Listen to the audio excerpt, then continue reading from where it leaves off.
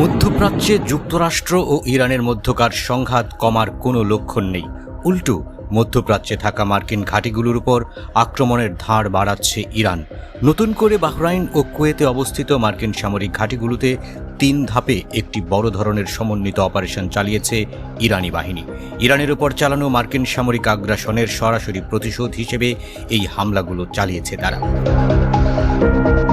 ইরানের নৌবাহিনীর দাবি, অপারেশন নাসর 2 এর 23তম তরঙ্গের অংশ হিসেবে অত্যন্ত নিখুঁতভাবে পরিকল্পিত এই ত্রিমুখী হামলায় বিপুল সংখ্যক অত্যাধুনিক ক্ষেপণাস্ত্র ও আত্মঘাতী ড্রোন ব্যবহার করা হয়েছে।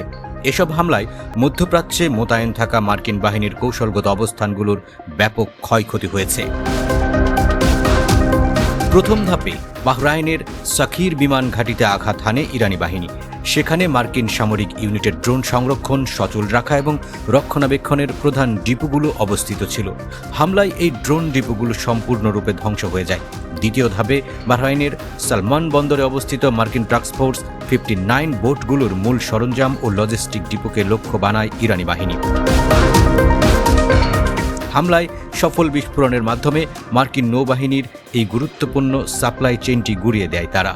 তৃতীয় ধাপে কুয়েতের আরিফজান ঘাঁটিতে অবস্থিত মার্কিন বিশেষ নৌ কমান্ডো বাহিনীর প্রধান মোতায়েন, সহায়তা ও যুদ্ধ সরঞ্জাম ডিপোগুলোতে তীব্র হামলা চালানো হয়। ফলে পুরো ঘাঁটি জুড়ে আগুন ধরে যায় এবং স্থাপনাগুলো পুরোপুরি ধ্বংস হয়। এই সফল অভিযানের পরপরই মার্কিন প্রেসিডেন্ট ডোনাল্ড ট্রাম্পের সাম্প্রতিক বক্তব্যের তীব্র সমালোচনা ও ক্ষোভ প্রকাশ করেছে ইরানি বাহিনী। আন্তর্জাতিক নিষেধাজ্ঞা ও ক্রমাগত চাপের মুখে ইরানের ক্ষেপণাস্ত্র ও ড্রোন ভান্ডার প্রায় শেষের পথে বলে দাবি করেছিলেন ট্রাম্প। এছাড়া যুক্তরাষ্ট্রের তীব্র বিমান হামলার মুখে ইরানের সামরিক সক্ষমতা ভেঙে পড়েছে বলেও দাবি করেন তিনি। তার এই বক্তব্যকে ট্রাম্প প্রশাসনের মূর্খতা ও বিশ্ব রাজনীতি সম্পর্কে চরম অজ্ঞতা হিসেবে আখ্যা দিয়েছে ইরানি বাহিনী। ট্রাম্পকে সরাসরি হুঁশিয়ারি দিয়ে ইরানি বাহিনী জানায়, ওয়াশিংটনের এই হিসাব সম্পূর্ণ ভুল। এই সংঘাত যদি আগামী কয়েক বছর ধরেও চলে, তবে সর্বশক্তিমান আল্লাহর ইচ্ছায় যুদ্ধের শেষ দিন পর্যন্ত মার্কিন ঘাঁটির উপর ইরানের ক্ষেপণাস্ত্র ও ড্রোনের বৃষ্টি অবিরাম ঝরতেই থাকবে বলেও কড়া বার্তা দেন তেহরান। এদিকে ট্রাম্পের ওই বক্তব্যের মধ্যেই ইরানের সামরিক অগ্রগতির চিত্র তুলে ধরেছেন ইরানের ভারপ্রাপ্ত প্রতিরক্ষা মন্ত্রী ব্রিগেডিয়ার জেনারেল মাজিদ ইবনে আল রেজা।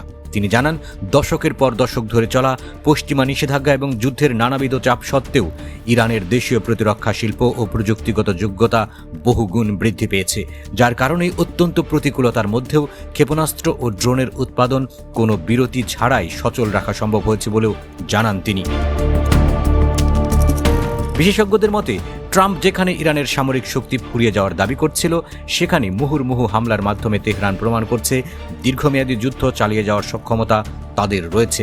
এই সংঘাতে মধ্যপ্রাচ্যে মার্কিন যুক্তরাষ্ট্রের ইমেজ ইরানি বাহিনী আবারও ধুলোয় মিশিয়ে দিতে পারে বলে মনে করছেন তারা।